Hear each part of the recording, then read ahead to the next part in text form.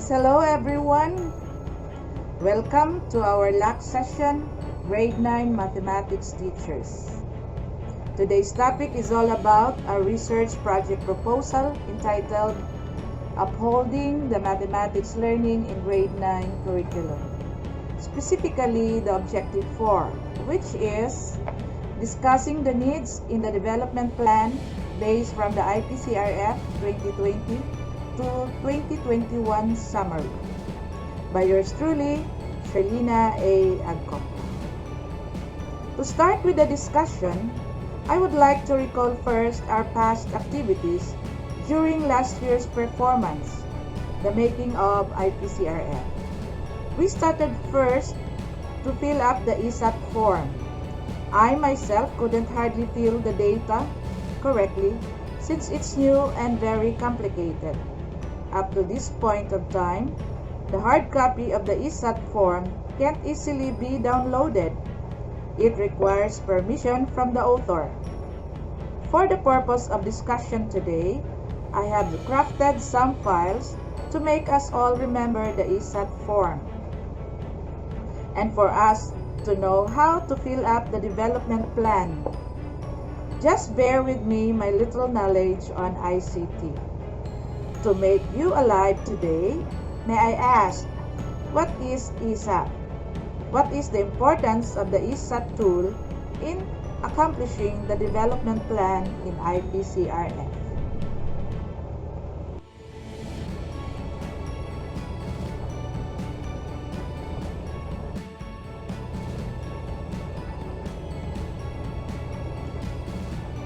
To answer what is ESAT and what is the importance of the ESAT tool in accomplishing the development plan in IPCRF, then this plate will answer. ESAT is an electronic self-assessment tool, and it can be used as a starting point for an informal purposes of self-reflection to clarify expectations and determine which competencies to focus on. Can also be used to monitor the progression or improvement of teachers' competencies and validate if the interventions provided is effective. And third, guide discussions about the goal setting and professional development needs.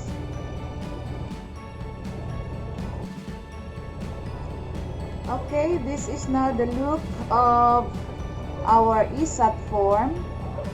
This is the part 1 where you can where we encoded our data here and the subject you are teaching, and then followed by next if we have completed all the details here. And then the result, rather than it follows this form here, the part 2 objectives of the ESAT.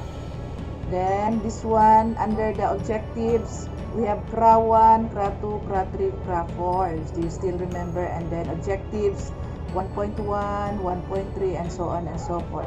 And this column here, column of level of capability with choices of low, moderate, very high, rather high, and very high. And for the column of priority for development, we still have same, low, moderate, high, and very high, with of course the corresponding objectives. Okay, now if you choose to have the CRA 1, Objective 1, this one, applied knowledge of,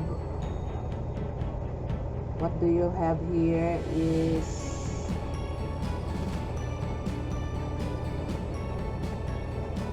applied knowledge of content. Okay, so I cannot read clearly. And then you choose the corresponding level of capability You choose high or very high. You just put a mark here or put a dot or check it.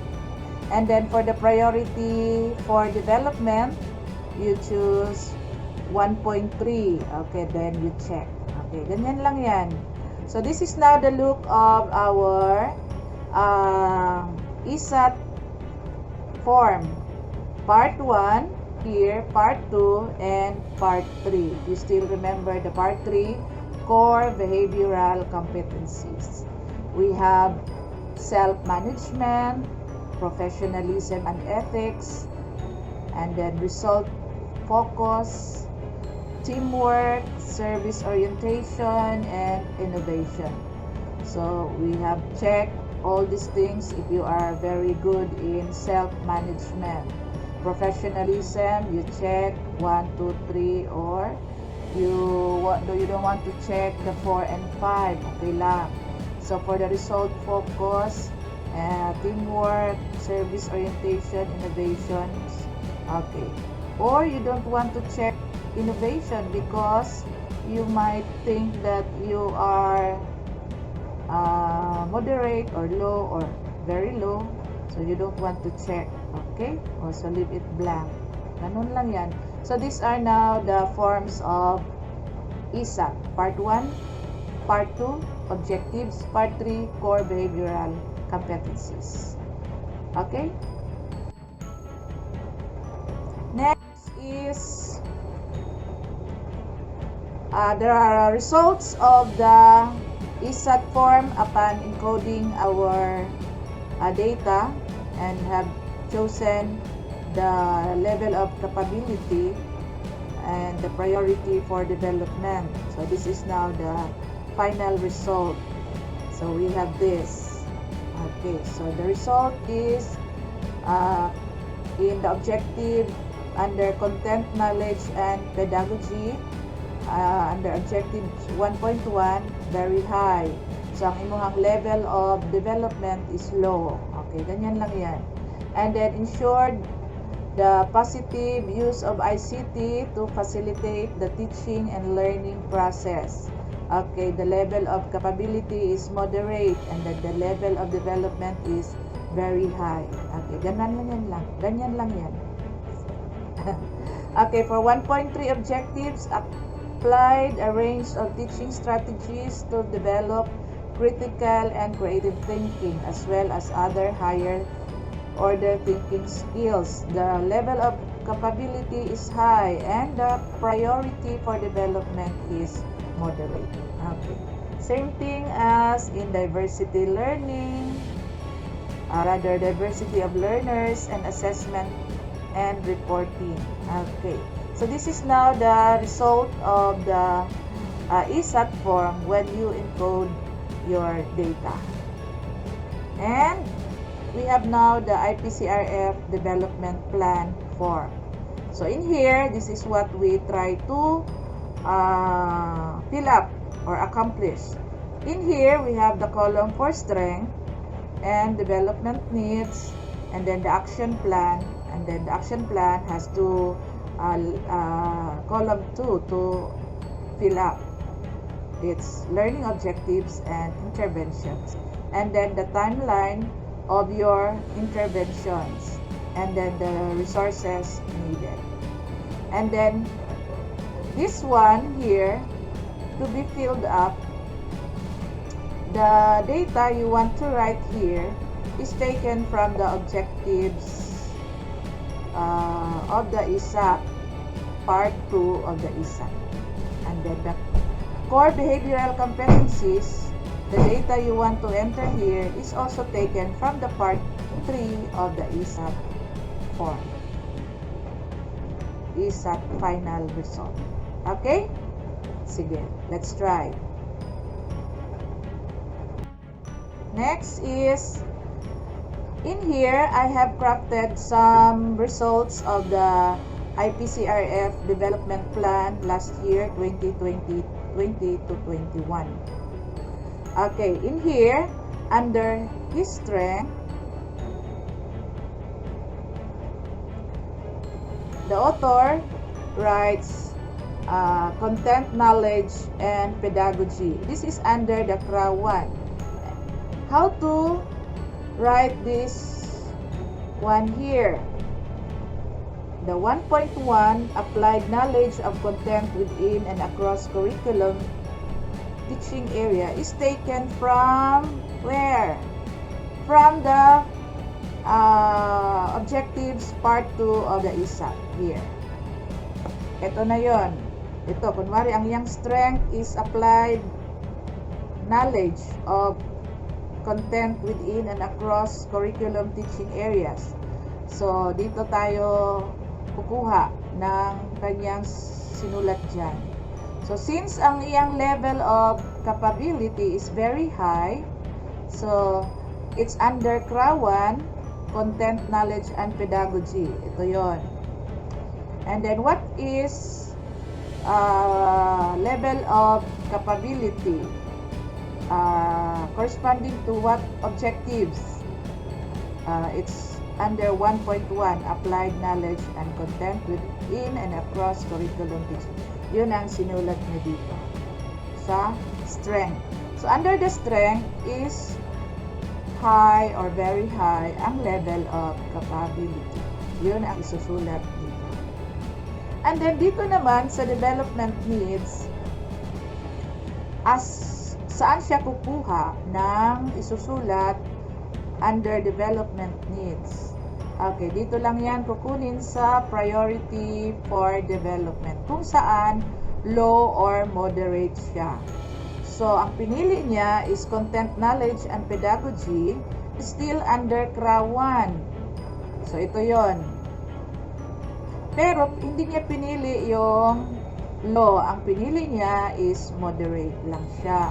So, the corresponding objectives under priority of development, which is moderate, is 1.3. So, applied a range of teaching strategies to develop critical and creative thinking as well as other higher order thinking skills. Yun ang isusulat niya dito under development needs. Okay? So, ganun. So, sa action plan, paano niya kukunin yung learning objectives? Yung learning objectives naman is depende on the development needs na isusulat niya dito. So, i-rephrase niya lang to get learning objectives. So, pag rephrase niya, nilagay niya to fully engage in the utilization of effective teaching strategies that covers the development of critical and creative thinking as well as the higher order thinking skills. Dito, ni-rephrase niya lang ito from the development needs. Dito. Nilagyan lang niya ng fully engaged. Or pwede niya to fully develop in the utilization of effective teaching, so and so. And then, meron siyang intervention na gagawin. Ang intervention naman na gagawin niya is referring to the learning objectives. Paano niya gagawin para magiging effective ang kanyang intervention. So, nilagay niya dito, partake in the virtual conferences addressing this need. And technical assistance from the master teachers as the curriculum experts. And visit online resources aligned in the teaching strategies. Ganun lang kadali. And then, timeline. Kailan niya gusto umpisahan at tapusin yung mga interventions na gagawin niya from the learning objectives. So, pwede niyang gawin from the beginning of the school year to whole year, no? October 2020 to June 2021. Okay, ganun lang. And then, the resources needed, okay, sponsored webinars, technical assistance from MTs and other platforms. Okay. So, or, pwede rin niyang gawin na more on financial support from ano bang kailangan doon. Bahala ka na kung anong gusto mong ilalagay doon as resources needed. Okay, ganyan lang. Kadali on how to fill up the IPCRF development plan. Okay?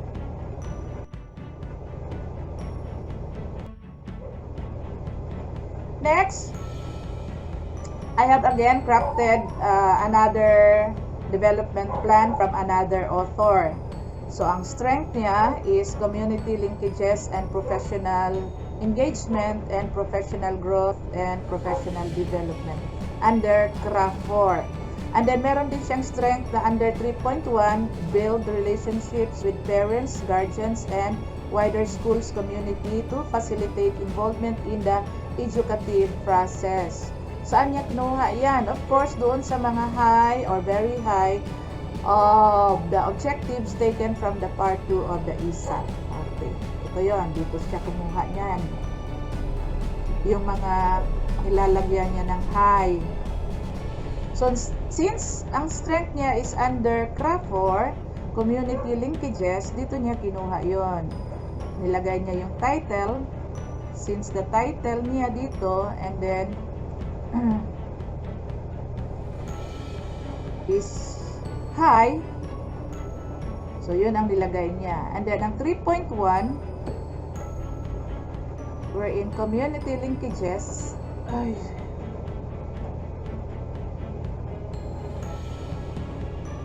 Build relationships here. Build relationship with parents. Okay. Dapat 4.1 yan, no? Under 4.1. Mali lang siguro. Okay. Build relationship with parents, guardian, and wider schools. Okay. Yun ang sinulat niya dito. Okay, dito yun. From very high level of capability. Okay? Sige. Tapos yung development needs naman niya, nilagay niya diversity of learners and assessment and reporting. Okay. Or diversity of learners and assessment and reporting. Saan yan makikita? Doon pa rin sa part 2 of the ISA. So, diversity, saan yan makikita? Ayan, dito. Tama yan. Very high. Very low. Ito, priority of development. Low. So, ito yung pinili niya, diversity. Under that, meron pa siyang isa dito. Yung nilagay niya, 2.2. Yan. Planned and delivered teaching strategies. Ito yon. Dito niya nilagay kasi low siya dito sa priority of development. Under dito. So, what is 2.2 na pinili niya na under low? So, dito siya. Plan and deliver teaching strategies that are responsive to the special educational needs of learners in difficult circumstances, including geographic isolation, chronic illness, displacement due to armed conflict, urban resettlement, or disasters, child abuse, and child labor practices. Okay. So, kung meron ka ng development plans dito, or rather development needs taken from the priority of development, i-rephrase lang natin for have learning objectives. Like, ito, ni-rephrase niya, nilagyan niya ng to develop plan and deliveries. Ni-rephrase niya lang ito. Para pwede natin lagyan ng interventions. Ano yung magiging intervention niya para dito ma-achieve niya? So, meron siya ditong trainings and webinars. Timeline niya is year-round. And resources needed, human resources, and whatever you want. Okay? So, ganun lang dahil kadali ang ato ang pag-fill up sa development plan. Okay? Ganun lang yan. Next is, again, another example on the IPCRF development plan. Ito naman, ginawa niya dito, yung strength niya, ensure the positive use of ICT to facilitate teaching and learning process. Build relationship with parents, guardian, and wider school community to facilitate in the educative process. And tatlong kinuha niya, perform various related works, activities that contribute to the teaching learning process. Saan niya kinukuha yan? Of course, doon pa rin sa part 2 of the ISA na ginawa niya. Yan. Pero hindi na yan ang focus natin, ha? Ang focus natin, kasi tapos na tayo dito. Kinuha ko lang yan para for the core behavioral competencies. Saan kukunin yung core behavioral competencies na ilalagay natin dito? It's taken again from the part 3 of the ISAC. Ito yon, core behavioral activities. So, ang nilagay niya dito is professionalism and ethics, result, focus, and teamwork. So, dito siya. Yung mga na-check niya, yun ang strength niya. Professionalism and ethics, ito yun. Result, focus, and teamwork. Ito yun. Meron siyang chinek dyan. Yung mga hindi na-check, yun ang mga ayaw niya o kaya yung weakness niya, o yun ang mga i-develop niya. So, dito, sa kanyang development needs under core behavioral competencies taken from part 3 of the ISAC, service orientation and innovation. Ito hindi niya na-check dahil gusto niyang ilagay for development needs. Kaya nilagay niya dito. And then, yung learning objectives niya, nilagay niya enhance self-performance to develop meaningful and teaching skills. Ganun lang. And then, intervention niya, attend professional development seminars and workshop. Timeline, year-round, and local funds for the resources needed. Ganun lang. Namoy nasabtan? Wala. Kung wala, ako nakasabot ko gamay. Okay, that's all. And for the feedback, meron pa tayong isa. Okay. Another example, crafted again from another authors. Okay. Ito yun. Ang ginawa niya under core behavioral competencies, teamwork, result focus, self-management, self-orientation. Okay, nandito lahat yun sa part 3 of the ISAC. Okay, so ang feedback, saan kukunin? Sa rater. So, kung sino yung magre-rate sa'yo, siya yung gagawa dito. Pwede rin ikaw, aaprubahan lang ng ating MPs, like what we did before. Okay, so dito nakalagay, with the unpredictable changes brought by the new normal education, teachers should readjust some of the targets indicated in the IPCRF development plan if needed. Okay. Okay na? So dito, yung nilagay niya, self-orientation under sa service orientation under sa development needs and so on and so forth. Okay? That's all for today. I hope you learned something from it. You may adapt and make your own revisions according to your needs and style. Thanks for listening. God bless everyone. Up next is Objective 5. God bless.